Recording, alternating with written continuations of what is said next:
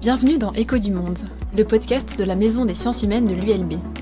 Je m'appelle Fanette Verheyden et aujourd'hui, je vous emmène à la rencontre de celles et ceux qui observent le monde, qui le pensent et qui le racontent autrement.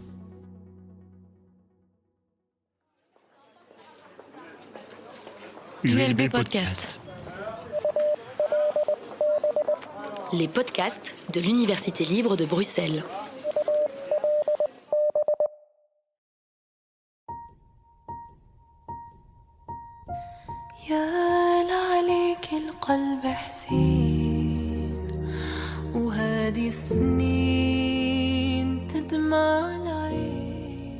Que garde-t-on en mémoire? De qui se souvient-on et pourquoi?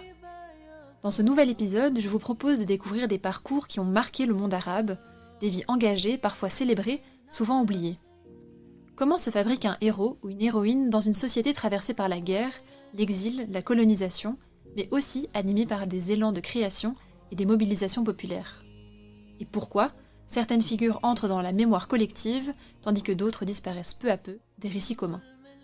L'occasion de s'interroger sur la fabrique de la mémoire, les usages politiques du souvenir et la manière dont l'histoire peut encore aujourd'hui nourrir les luttes et les représentations. Pour en parler, j'ai le plaisir d'accueillir Jihen Sfer, historienne du monde arabe contemporain et professeure à l'ULB. Elle est également fondatrice de l'Observatoire des mondes arabes et musulmans OMAM à la MSH. Bonjour Jihen. Bonjour Fanette. Merci d'avoir accepté cette invitation.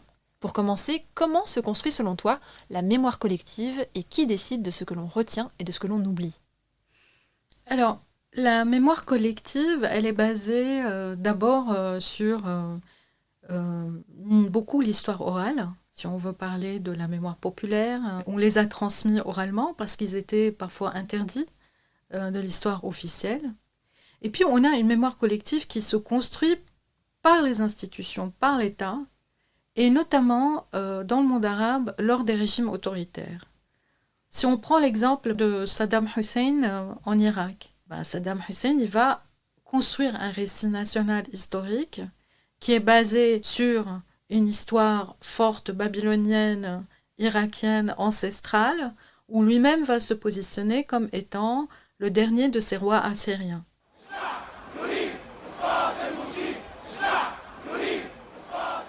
Pareil pour Nasser.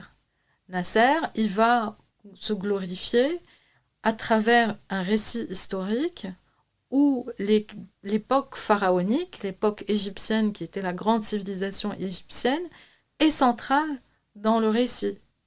Bien sûr, il y a la contestation de la colonisation, le nationalisme arabe dans les deux cas, mais il y a également une mémoire collective qui va se créer sous les autoritarismes.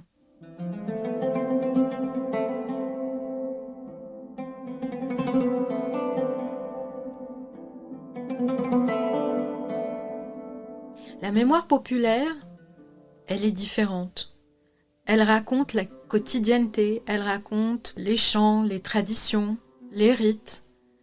Et c'est également cette mémoire collective, cette mémoire qui va être le socle de l'histoire palestinienne après le déracinement, après la catastrophe, après la Nakba de 1948.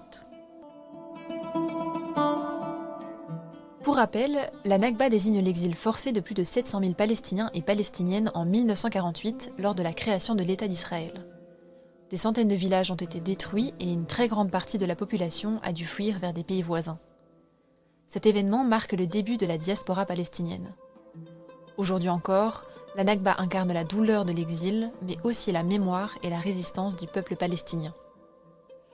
Et donc on va avoir pendant longtemps un effacement de la mémoire palestinienne ou une reformulation de la mémoire palestinienne par des historiens qui vont écrire l'histoire de la Palestine à partir d'archives britanniques, parce que c'était le mandat britannique en Palestine, ou par des archives arabes qu'ils vont collecter, une historiographie en fait qui va être aussi très inspirée par le nationalisme arabe. Aujourd'hui, je suis en train de travailler beaucoup sur l'histoire orale.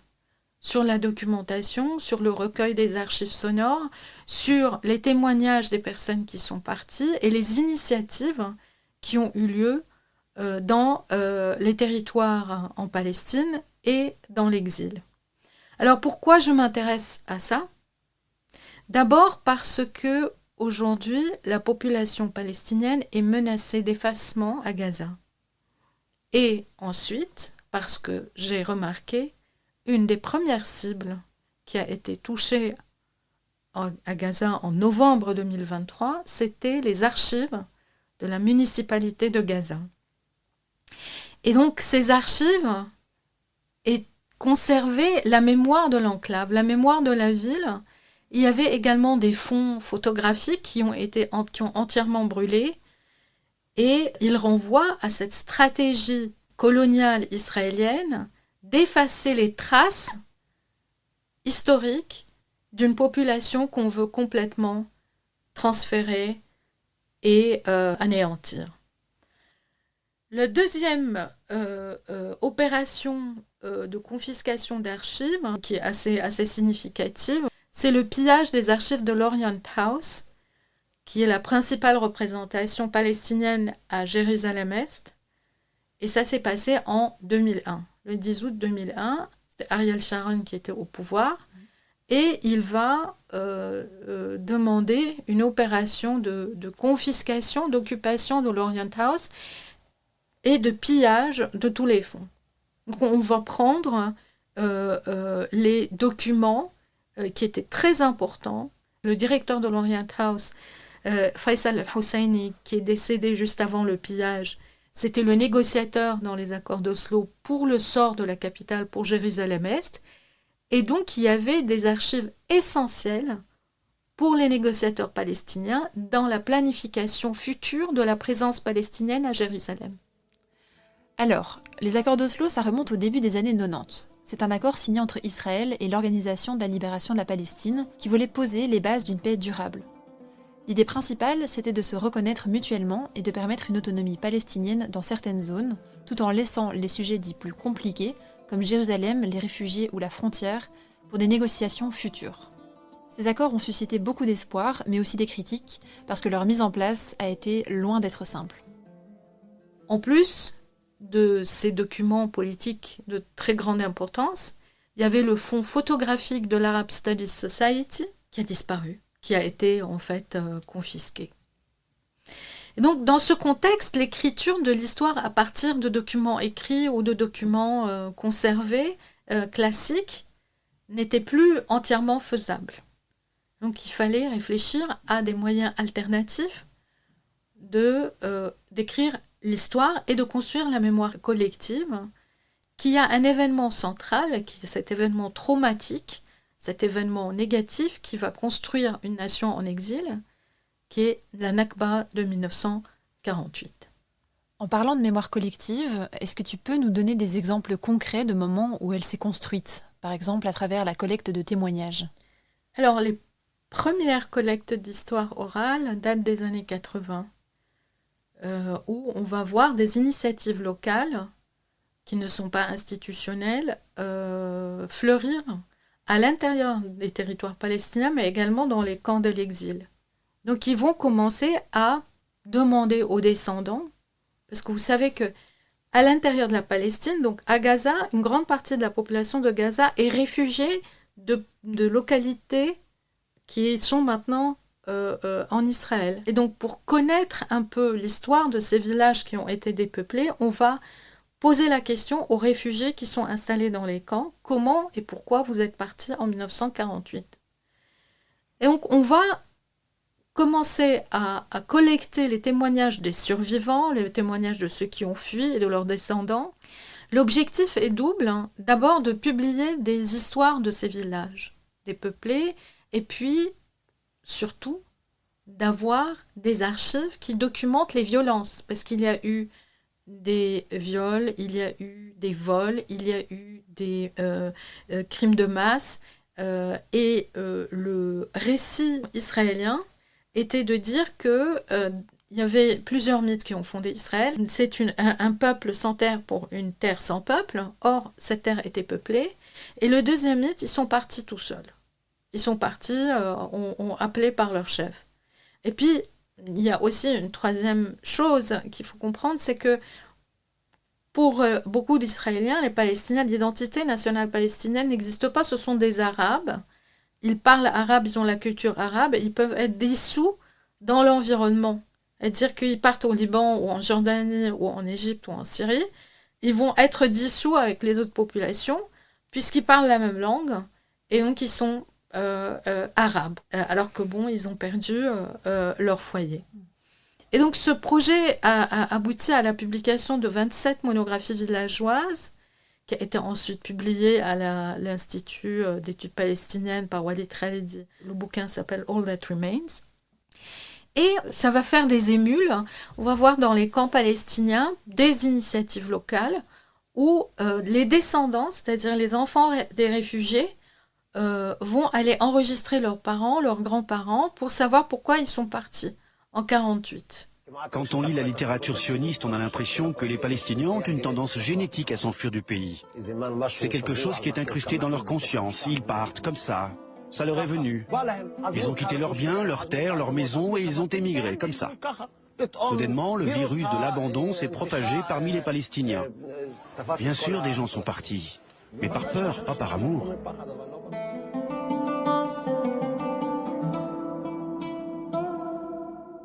Donc on va commencer à avoir une base d'heures de témoignages qui sont conservées à l'Université américaine de Beyrouth dans un grand projet qui s'appelle The Palestinian Oral History Archive. Est-ce que tu dirais que la mémoire de ces figures circule différemment selon la situation dans laquelle on se trouve, dans son pays d'origine ou en diaspora ? Cette question renvoie aujourd'hui à une mémoire qui est plutôt transnationale, parce qu'elle circule beaucoup avec les réseaux sociaux aussi.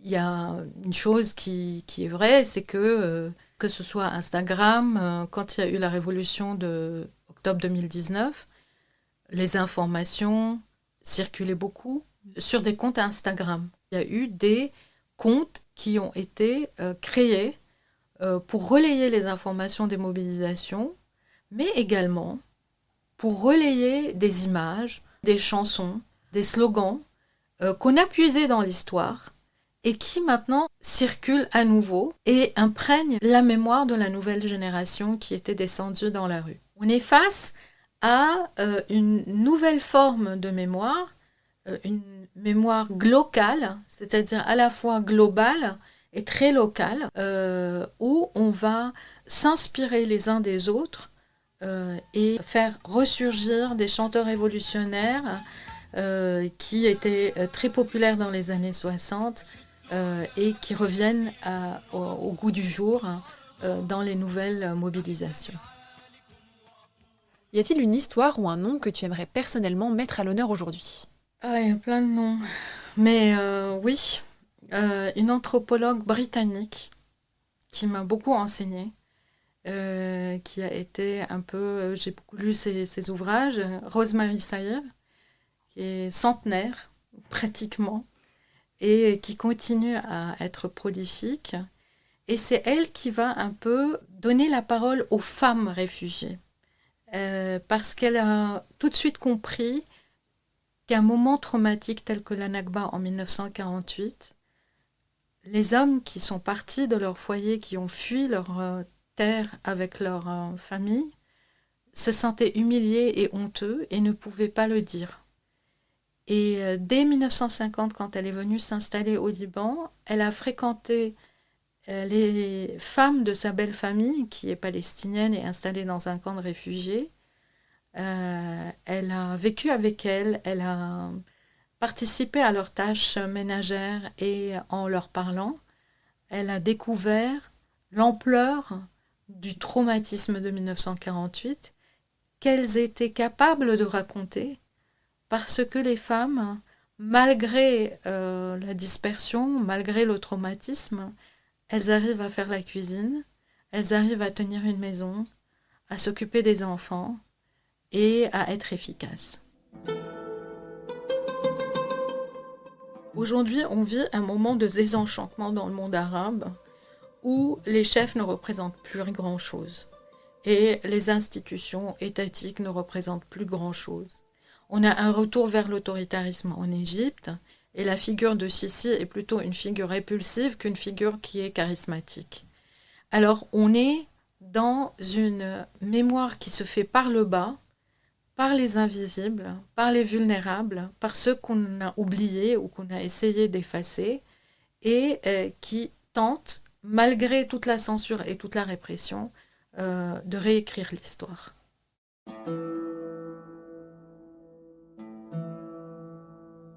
Aujourd'hui, les marches massives qui sont organisées pour la Palestine, par exemple à Londres, Tunis, Bruxelles, New York, Le Caire, Sydney ou Paris, témoignent de l'ampleur d'une solidarité globale qui fait de la Palestine un symbole universel.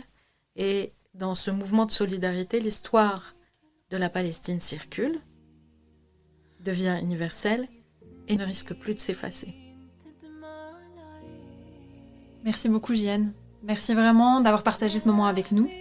Tu nous rappelles que l'histoire, ce sont des voix, des visages, des mémoires qui continuent de vivre à travers nos récits. Merci à vous de nous avoir suivis. Si cet épisode vous a plu, partagez-le autour de vous et n'hésitez pas à vous abonner à Écho du Monde. À très bientôt pour un nouvel épisode.